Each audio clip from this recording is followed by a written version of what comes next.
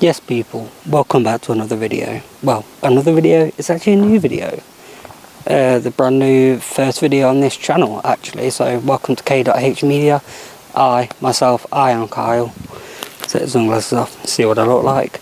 Yeah, so as you can tell by the title, this is a lens review of the Samyang 35-150 F2-2.8. Brand new lens, only been out about a month. I've only actually used it a couple of times.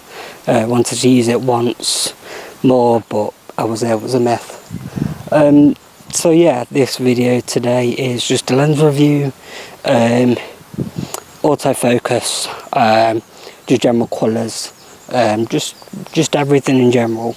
Now first of all, I'm not one of these big reviewer guys. I'm not Gerald Underwood, I'm not these man. I'm just me, you get me, I'm Kyle. So first of all, I'd like to say welcome. Second of all, I would like to say all the products.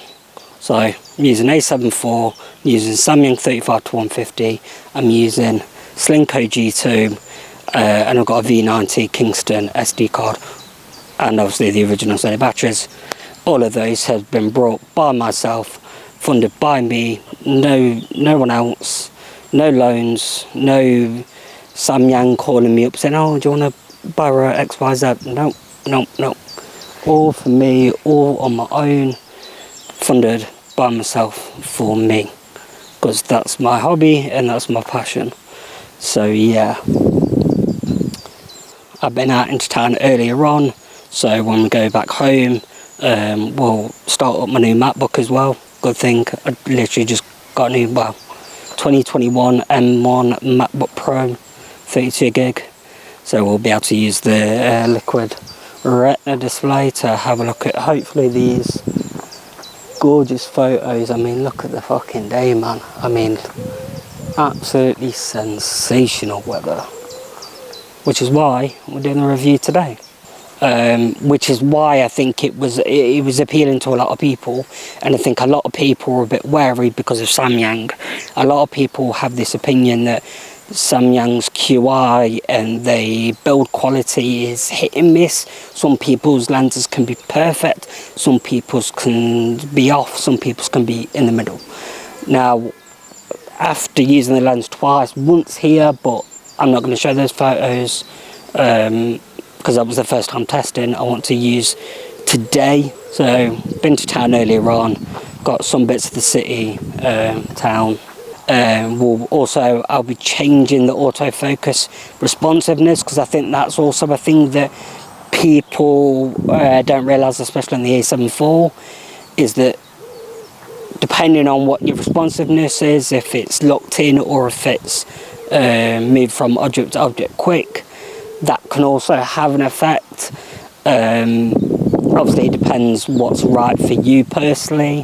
I remember doing a quick minute video again here last time and putting it on responsiveness. It was instant, and I mean it was what you expect for over £1,000's worth of lens, really.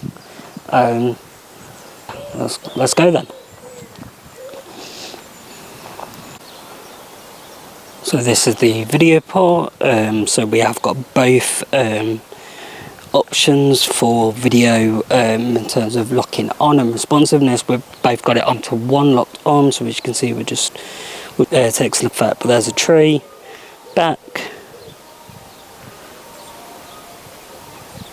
I mean, look at that took a long time. But obviously that's what you want. If you've got both on, like locked on and slow, of course it's going to take that long. So if we just go back to the tree,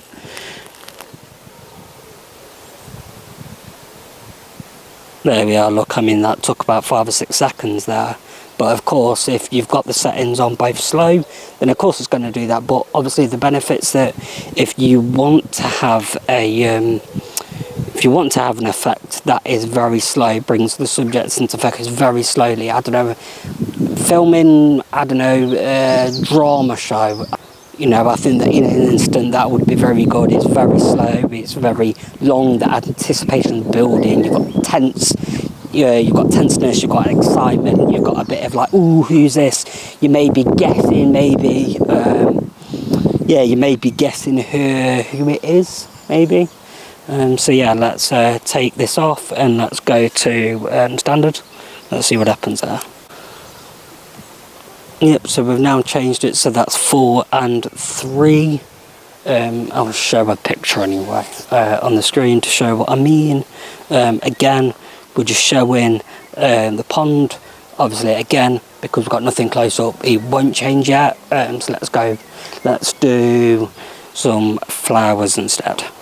So again, sky, whatever. Let's go to some flowers.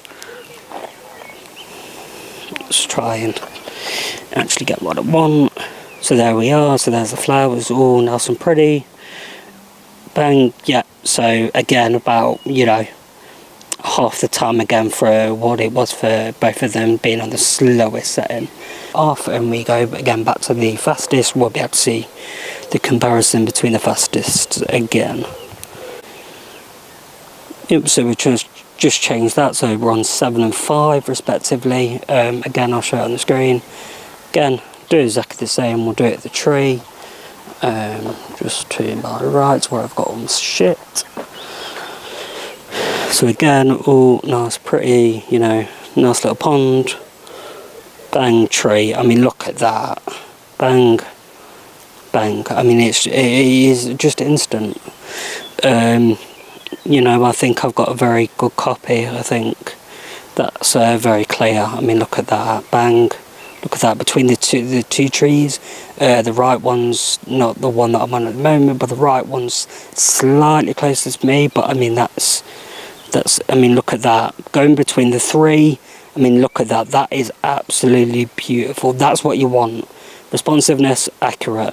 Fast, quick, in focus. Exactly what you want. Right then, people. So yeah, we are just going to look through the photos. Some of them I did mess up on, unfortunately, but that was my fault. That was nothing to do with the lens itself. I just knocked the camera. So yeah. So we're just going on picture 1 here. We've got Derby Ram, we've got the statue here. Again, look, I've done it a bit bright. All of these pictures are just standard. Not gone through and edited them yet. They are just fully out of the camera as it is. Standard. No creative mode as well, just standard, out the picture Sony. So I mean, look, if we're just going on to the 3rd image now, when we're just having a look at the RAM, it's a shame someone's graffitied it, but if we just have a look in and we just, now I'm on a Mac, I think it's slightly different, but if we just zoom in slightly here, so we're at 100 times zoom, I mean, look at that detail, right? That's what we want. That's what you want in, a lens. So let's see if we go to 200. I mean, look at this. I mean, it's sensational. I mean, look how much detail it's obviously having to capture, because it's like grey and it's not simple. Yeah, it's not grey and it's not simple. There's quite a lot of detail, if you will, into it. But it just looks. If you just look, it's sharp. It's in focus. Look, we can tell we're at f2. We're at 7/50th of a second, we're at f1.25 and we're at 35mm. I mean, look at that, that is sensational. Just go to the next one, again, look, clear. Just put the graffiti in the main focus, so everything else was slightly out of focus. And I mean, look at that, I mean, it's just beautiful. Absolutely beautiful. Look, we're zoomed in times 200 there, and you can tell what it says, absolutely beautiful. Again, just gone to the right hand side, we've got the right picture of the RAM, and again, look, I mean, just look at it. For 1,300 quid, when you think compared to, like I said, 800 quid of the Tamron equivalent, I mean, look at it. The detail is stunning. It's insane how cheap they've made it, but also at the same time how good they've made the lens compared to everything else. So I've just got some sort of cityscapes. Again, as you can see, we're at 125, we're at F2.8, because obviously we've gone to 107mm. So obviously, yeah, although it's F2-2.8, there is obviously only, is it like 30 to 60mm, something like that, where it stays at F2, then it goes to F2, F4, F2.4, then I think 2.8, I think something like that, don't quote me on that. But if we just have a quick look, I mean look, okay, whites are blown out, again, just due to the sun and me probably not changing the settings properly, but I mean look, if we just slightly again, zoom in, again, I mean look at that. But times 400 zoom, so of course it's not gonna look the best. But if we just have a look at that straight, it looks what you want. And again, if we just zoom in times 200, we just go across the whole scene. So obviously there's the market hall. Just have a look. It just looks nice. You know what I mean? Look, even the Britannia brunch. This signs in focus.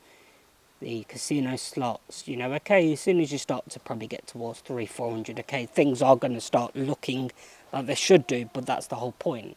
No one's zooming in 400 times on a sign. You just wouldn't do that, would you?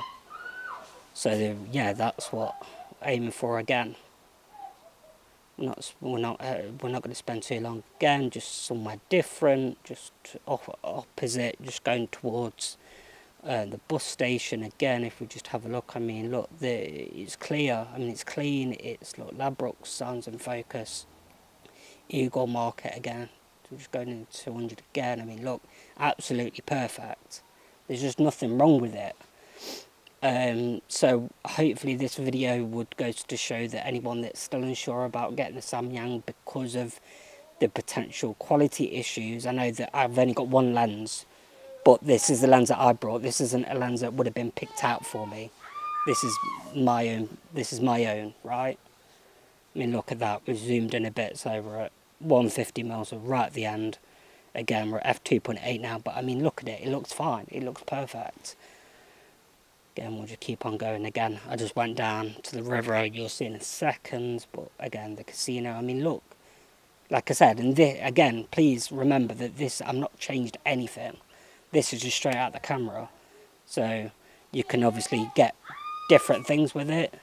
Yeah, you obviously can put different presets and effects on it, but remember this is at the camera and this looks good. It looks this good out the camera. Remember that, please. So again, just got the again, as we're coming down, I've just took a picture to the left. As you're looking down towards the assembly rooms and then obviously the church. Again, we're just scrubbing through. Yep, look, again, perfect.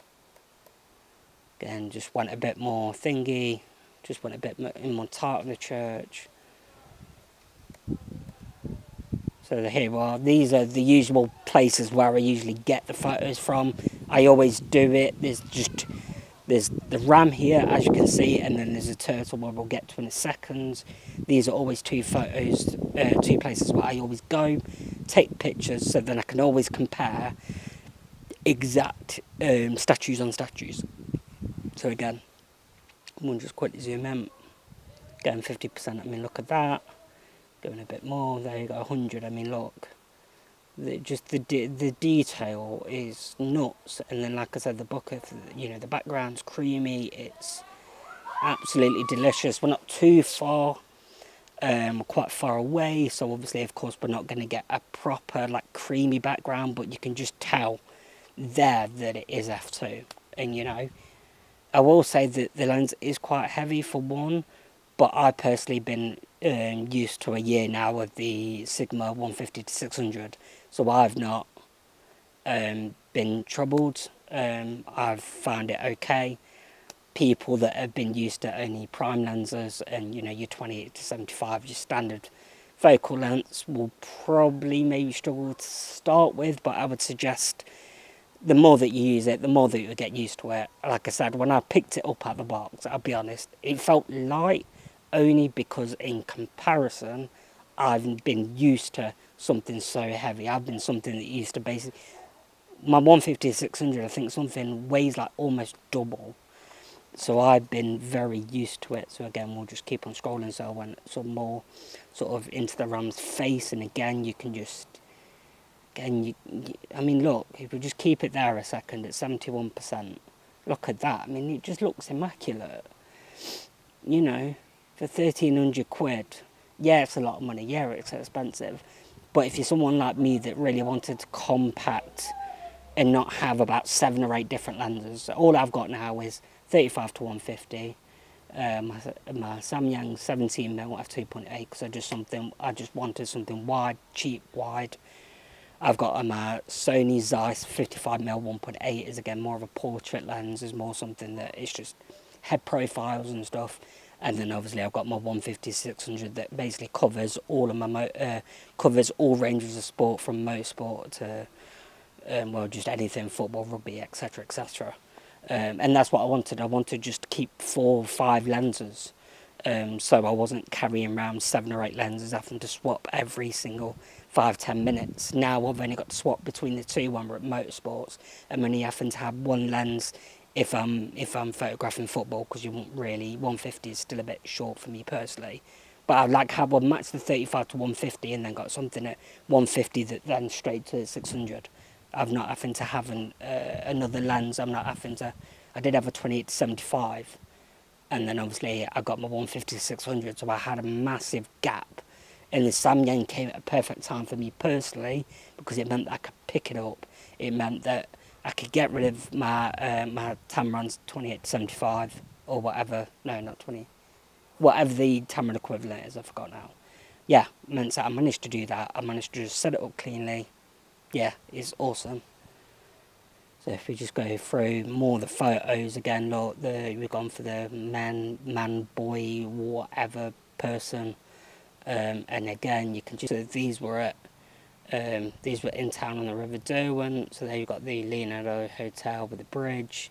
I mean, just look at it; it just looks crisp. I mean, look, we're just looking at there. We've got the Derwent, we've got the bridge, and then we've got the hotel in the background. And I mean, look at that. I mean, optically, that looks stunning. And I get it that it's England on a sunny day, so not every day it looks like this in England, I tell you that. But what it does show is that just optically, it just looks nice. Like I said, these are not edits at all. So the fact that these come out the camera straight, like this, in RAW, and then you can do stuff to it afterwards, is, for me, it's brilliant. Is what you want in a lens. The way that you come to and from the River Derwent, we've got the bus stations to the left and the casino, the hotel, etc. Yeah, just to get more pictures of the city, just covering all bases. I literally just walk down the road and I literally just hold the shutter button for these shots. I literally just literally just burst it. Again, look, it's exactly what you want. It was obviously, again, with having a V90 card, obviously it also definitely helps with having burst shooting. I do want to get the Angel Bird 1TB CF card. I don't think that'll be too far away from myself either, to be honest. I know I mean, look at that. I mean, that looks, it just looks nice. So yeah, again, I focused on the bunting that time, and the tree lamps instead of the actual church itself. But yeah, I mean, what's more there to say if we just go down to, I just took a picture of the floor. Bollard, again, just to see the close-upness and just so you can see the detail in it, really. That's why I did that. There's the waterfall that's not been turned on in however long. We've got Thingy Street, again. Just got an alleyway. So if we just go down to the pictures, here we are. So this is back at Elton Pond, where we did the videos. So again, I just want to take some pictures of the animals, swans, ducks, etc. I mean, yeah, look at that. I mean, optically, it's really nice. We're at 1,500 the second. We're at 2.8. We're at 85mm. We're at ISO 400.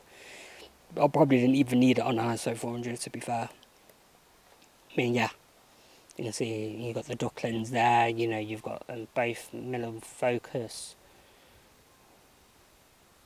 Okay, a bit of it's not fully in focus there, to be fair. But if we just come to the head of the thingy, I mean, look, you can just tell it's just nice. It's perfect. It's what you want. Again, I keep repeating myself, but it's true. We've actually gone to the ducklings this time. But yeah, I mean, look, detail between all of those, between the swans, between and the flowers as well. What more can I say, really? There isn't too much more I can say. If we just quickly just flip through them again, just so you can quickly see all the photos. Okay, some of them it's my own fault for maybe going too much. Look, I mean, the ISO's at 400. I probably didn't need to be that high ISO. I probably could have done it on 100. Well, 125 should I say, or whatever the closest one is. Again, just took a picture of the tree so you can see the detail. Again, it's all there. It's crisp, sharp, it's in focus, it's everything that you want. So again, it's just flowers. Like I said, if we just flip through all of them so people can just get a sort of idea and understanding. Like I said, most people don't, in terms of non-photographers, should I say, won't obviously zoom in and have a look, and they won't go as far as photographers do, is where we're aiming for something to be picture perfect. We are aiming for everything to be in focus, right? That's sort of the aim. So obviously a lot of those photos where they're not full sharp, how many people will tell if you was to hand that picture over to someone? I don't know. But obviously as photographers, I think we do strive for greatness. I think that's just blatantly obvious, I think, for the majority of us, that we're taking thousands of photos and chucking away 99% of them and keeping like 50 or 60 of the best ones, because that's what we strive for. And that's definitely what I strive for. The amount of photos that I've taken and actually I've thrown away because they weren't good or whatever. The amount of times that I've done that is insane. The amount of photos that I think I've deleted over the last, especially 2 years, with me having the A7 IV and having all the lenses and having all the equipment, it's nuts. Yeah, again, we'll just quickly just flip through and we'll come to the end. But I mean, like, duck's fine, little ducky. Yeah, it's what more can I say at this point? It's everything that I've said. So if you want my personal opinion, and you want to, or not sure whether to buy the Samyang or the Tamron, I'm here telling you right now, as a person that spent 1,300 quid of his own money on it, I can tell you that at least the one that I've got is absolutely perfect. There's nothing wrong with it. I've got no doubts of Samyang's optical quality at all. Tomorrow, if I would recommend this lens to someone that had only 1,300 quid to spend on a lens, they couldn't buy anything else, it was just that, and you know, that's what they wanted. The focal length was somewhere around 35 to 150 or something like that. I would 100% recommend the Samyang 35 to 150 f2 to 2.8 for the Sony FE mount, because it's just proving it. It's proving it that it's fine. It's great. It's more than fine. It's great. It's awesome. All the, I don't know, describing words. Yeah.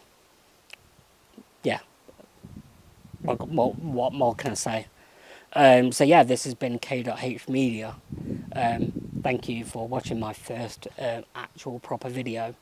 The hope is that more videos will be like this, not necessarily reviews, because in terms of equipment, in terms of camera equipment, there's, like I said, there's the Angel Bird CF card, there's a couple of other accessories, but apart from that, I mean, my sort of, what I want in terms of setup, in terms of what I want in a camera, is basically complete.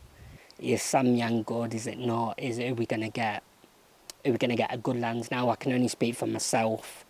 My copy's really good. I can only speak for the other reviewer copies that I've seen, the other two that came out before the lens was even announced, or just as the lens was announced. That obviously the NDAs must have gotten off at the same. The NDAs must have been signed off at the same time that the reveal lens for Samyang came out. But I'm here to say, look, my copy's perfect. Their two copies of the reviewers were good. again, people will say, well, can you trust Samyang? I don't know. I don't know how it works. I don't know how Samyang, if they optically test their lenses before giving them out to reviewers. I can't say for sure. I'm not clued up on how that works and how, well, any sort of camera brand works. Maybe they do it, I don't know. But I can safely assure that I would buy this lens again if I broke it, for example, and it was like beyond repair. I would buy it again, basically. That's what I'm trying to say. So yeah, thank you very much for watching. My name's been Kyle, aka K.H Media, and hopefully I will see you again soon. Peace.